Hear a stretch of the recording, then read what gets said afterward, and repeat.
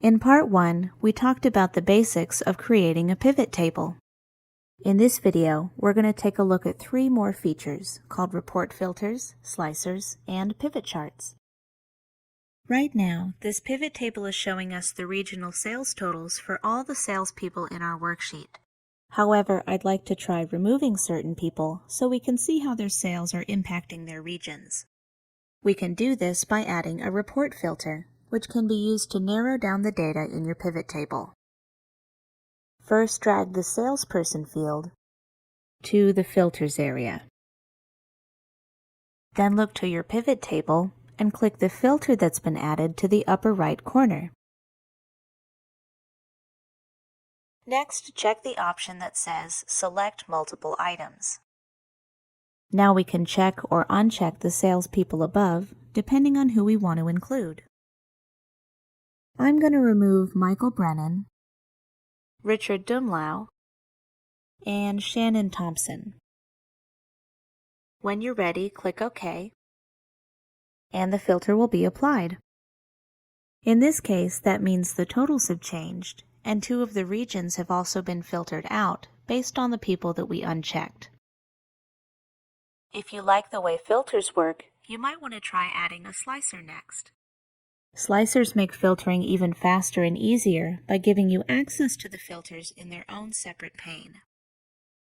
First, make sure you're on the Analyze tab, then click the Insert Slicer command.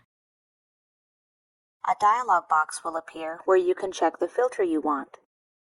We'll use Salesperson like before. Now we can just click the salespeople we want to see without having to go to the filtering menu. You can even select multiple adjacent people by clicking and dragging your mouse.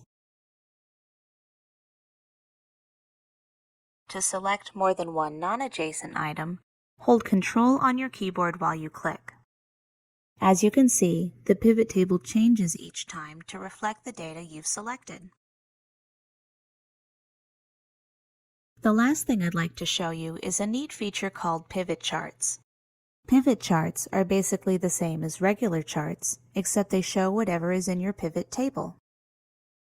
To get started, click any cell in your pivot table,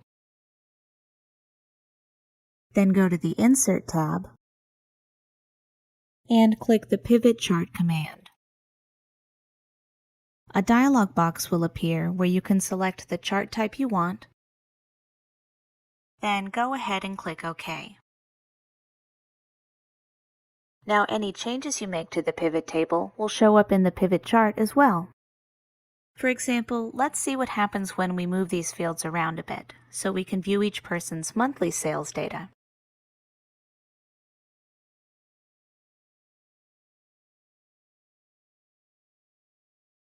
With a pivot table, a pivot chart, and a slicer, we can look at the data in so many different ways, all without changing or deleting any of the original content.